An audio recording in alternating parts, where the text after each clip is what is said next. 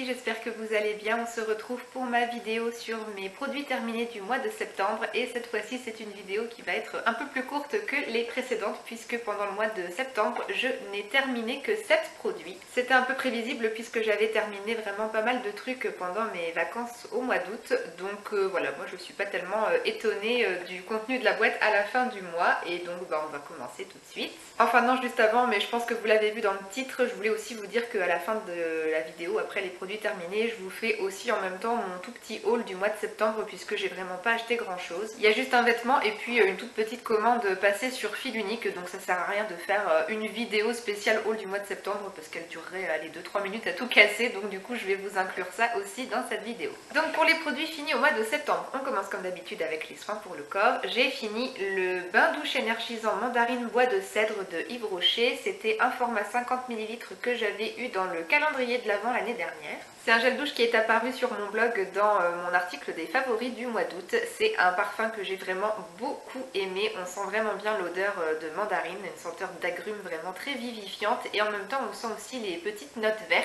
Et du coup le mélange des deux est vraiment très sympa. J'ai adoré ce gel douche et ma foi je serais peut-être susceptible de le racheter éventuellement. Toujours chez Yves Rocher, j'ai terminé une petite eau de toilette de 20 ml senteur framboise. Je l'avais eu en cadeau à Noël il y a quelques années par une copine. C'est une odeur que j'ai bien aimée même si elle n'est pas très travaillée. C'est juste une petite eau de toilette qui sent la framboise sucrée. Ça fait limite un peu odeur de bonbon mais j'ai bien aimé. Et au niveau de la tenue par contre comme c'est une eau de toilette c'était vraiment pas très folichon. Ça je m'y attendais un petit peu mais voilà, moi quand je me pchitais ça sur les poignets le matin à midi je ne sentais plus rien. Donc voilà, tenue pas extraordinaire. Comme je suis pas du tout fidèle en parfum, moi j'aime bien changer d'un jour à l'autre de parfum. Du coup j'ai mis un petit peu de temps à utiliser ce petit format. Et du coup je pense que ça permet aussi de pas s'enlacer. Parce que je pense que si on utilise ce parfum là vraiment tout le temps, à force ça peut être un peu écœurant. Mais utilisé de temps en temps quand j'étais d'humeur un peu gourmande, voilà, j'ai vraiment beaucoup aimé cette petite eau de toilette. Et malheureusement je pourrais pas la racheter parce que je crois que ça n'existe plus les senteurs là. Ils ont rechangé toutes leurs odeurs chez Yves Rocher. Pour les cheveux, on va dire que j'ai terminé entre guillemets une brosse Tangle Teaser. Cette brosse, ça faisait un peu plus de 3 ans et demi que je l'avais et que je l'utilisais. Je l'avais achetée sur le site de Birchbox et donc j'avais pris la version violette et rose. C'est une brosse que j'ai vraiment beaucoup aimée, elle démêle effectivement très bien les cheveux sans trop tirer dessus, sans arracher. Bon moi après comme je perds pas mal mes cheveux, il y en a toujours quelques-uns qui se logent dans la brosse, mais quand vous passez la brosse comme ça vraiment ça ne tire pas les cheveux. Je sais pas si vous le verrez mais après quand même 3 ans et demi d'utilisation il y a quand même des picots qui partent un petit peu sur les côtés, c'est plus tout à fait droit. Bon ne faites pas trop attention mais elle est aussi plutôt sale, je l'ai pas lavée avant de filmer la vidéo. Point de vue nettoyage aussi j'ai bien aimé parce qu'elle était assez facile je trouve à nettoyer. Moi je mettais ça soit dans le lavabo soit dans une petite bassine d'eau chaude avec du shampoing, je laissais tremper au moins une bonne demi-heure et puis ensuite c'était assez facile à nettoyer. Mais cette brosse a quand même un défaut qui à la longue a fini par m'énerver, c'est l'absence de manche et au niveau de la prise en main du coup pour moi c'est pas le top. Je me souviens au tout début où j'ai commencé à l'utiliser j'étais assez perturbée par le fait qu'il n'y ait pas de manche et du coup il m'arrivait très fréquemment de faire tomber cette brosse pendant que je me coiffais et à force elle a fini par se casser et donc je pense que vous voyez ici mais en fait les deux parties ici ne se clipsent plus très bien en haut. La brosse elle se déclipse et en fait à l'intérieur je sais pas si vous voyez là, les espèces de petits rectangles ici, en fait moi j'en ai perdu 2 à force de la faire tomber par terre, ils se sont cassés ici, 2 ici puis 1 ici et du coup la brosse ne se clipse plus très bien. Cette brosse je la faisais vraiment tomber assez régulièrement, c'était minimum une fois par semaine, elle tombait sur mon carrelage et donc voilà maintenant elle ressemble plus trop à grand chose. Donc je me décide enfin à la jeter et je l'ai remplacée par une autre brosse que vous allez voir du coup à la fin de la vidéo dans le petit haul. Maintenant est-ce que je rachèterai une Tangle Teaser plus tard? Ça j'en sais rien, je verrai bien d'ici quelques années quand du coup la brosse que j'utilise maintenant peut-être un jour je m'en lasserai, j'en sais rien, donc je verrai bien si je reviens ou pas une Tangle Teaser, mais je crois qu'il en existe avec des manches, donc si je dois racheter une je pense que je prendrai une avec un manche. On passe aux soins pour le visage, j'ai fini le contour des yeux I Love de la marque Eau-Lution que j'avais eu dans la Birchbox du mois d'avril 2018. C'était un format de 10 ml je crois, oui c'est ça. J'étais très contente d'avoir reçu ce produit dans la Birchbox parce que la marque Eau-Lution c'est une marque assez onéreuse et c'est une très bonne marque avec des très bonnes compositions dans les produits. Pour ce contour des yeux on nous dit qu'il est anti-cerne, anti-poche et anti-oxydant.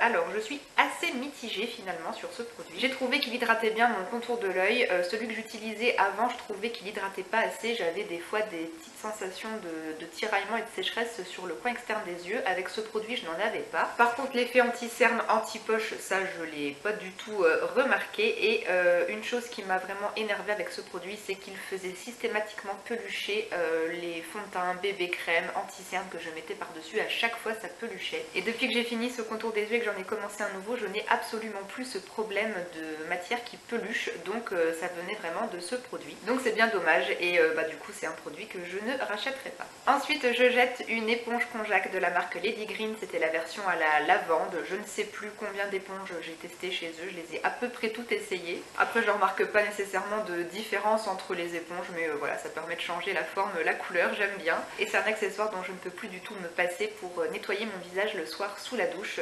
Voilà, j'adore utiliser ce produit, ça permet vraiment de bien retirer toutes les impuretés, le sébum, tout ça, tout ce qui a été accumulé sur la peau au cours de la journée. Si je l'utilise pas, j'ai pas la sensation d'avoir assez bien nettoyé mon visage et ça permet vraiment donc de bien nettoyer le visage sans l'agresser. Et ça fait déjà 3 ans que j'ai intégré cet objet à ma routine de soins du soir et voilà, je ne peux pas m'en passer et je rachèterai et je l'ai remplacé par une autre éponge konjac de la marque Lady Green. On finit avec le maquillage, j'ai 2 produits à vous montrer. Le premier c'est encore un petit accessoire, je me débarrasse de mes accessoires ce mois-ci entre la brosse, l'éponge konjac et le Beauty Blender, je renouvelle un petit peu tout ça. Donc le Beauty Blender qui fait très peur puisque même laver entre chaque utilisation à un moment le fond de teint déteint et ça ne ressemble plus à rien du tout. C'est même un petit peu déchiré ici et voilà, je la jette parce qu'elle commence à moisir. J'ai quelques petits points noirs qui apparaissent sur la base ici, donc voilà, elle commence à moisir au bout de 3 ans, donc franchement durée de vie très bien.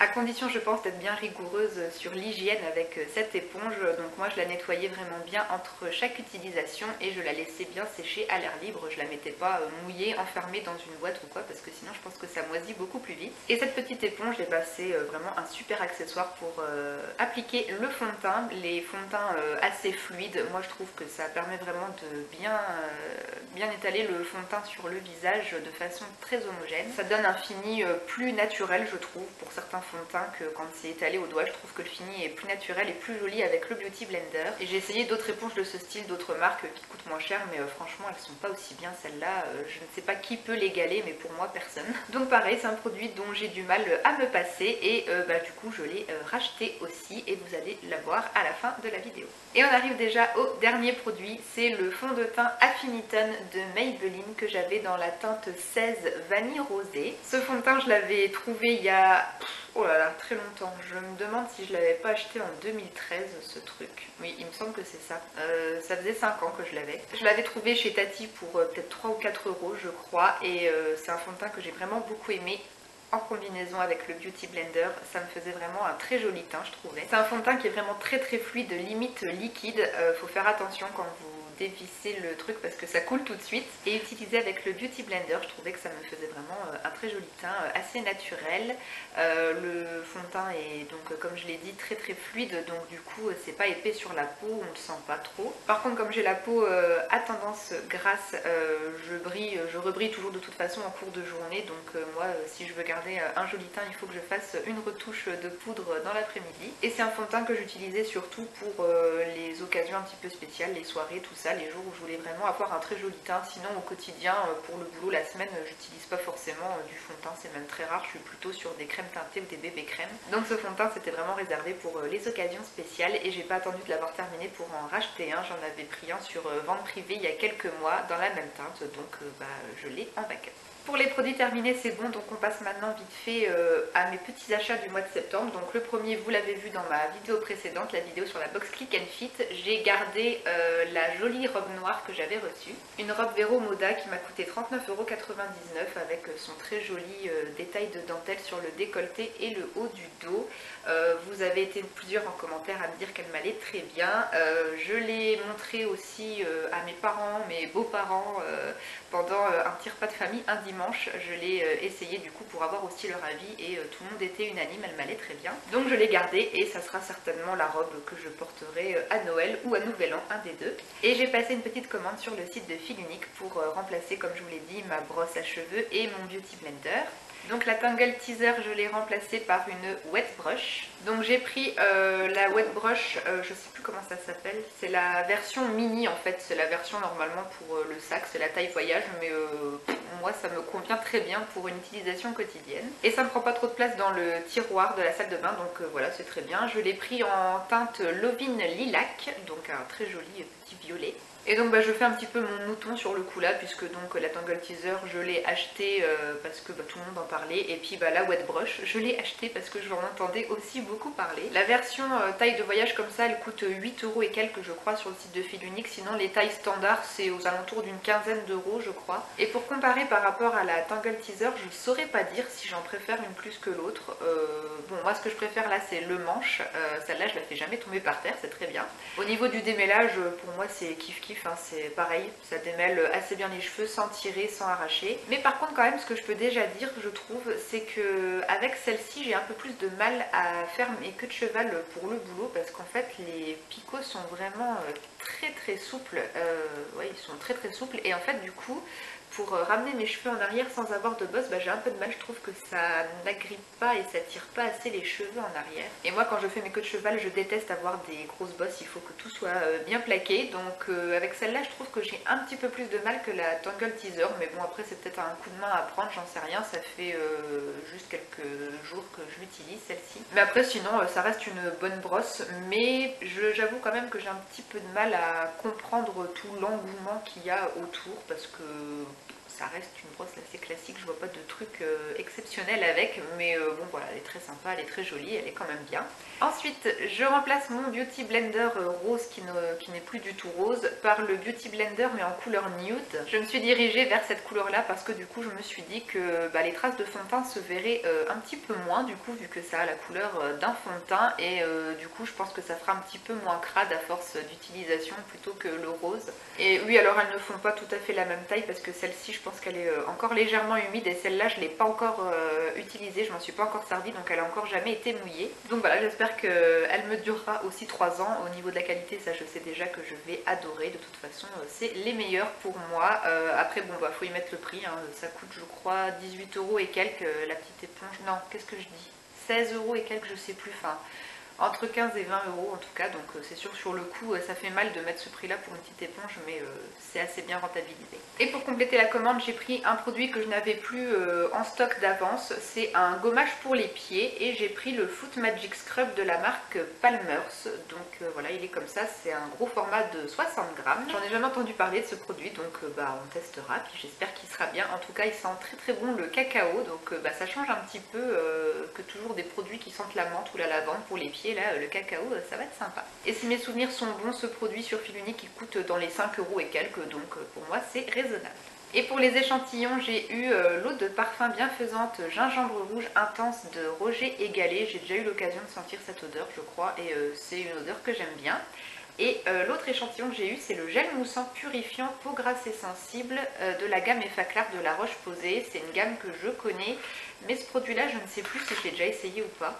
En tout cas c'est quand même un bon échantillon de 15 ml, donc il y a de quoi faire et de quoi pouvoir tester ce gel moussant. Donc du coup je l'utiliserai le soir sous la douche avec l'éponge Konjac. Voilà les filles, ça sera tout pour mes produits terminés et mon haul du mois de septembre. J'espère que la vidéo vous aura intéressé, que vous aurez pu y piocher quelques petites infos utiles. S'il y a des produits que vous connaissez, que vous avez déjà essayé, n'hésitez pas à me donner votre retour dessus dans les commentaires, qu'on puisse un petit peu comparer. Je souhaite aussi la bienvenue aux derniers abonnés, merci beaucoup de vous être abonnés à ma chaîne, et puis si jamais mes vidéos vous plaisent, n'hésitez pas à cliquer sur le bouton s'abonner, ça fait toujours plaisir. Je vous laisse, je vous fais plein de bisous et je vous dis à très bientôt dans une nouvelle vidéo.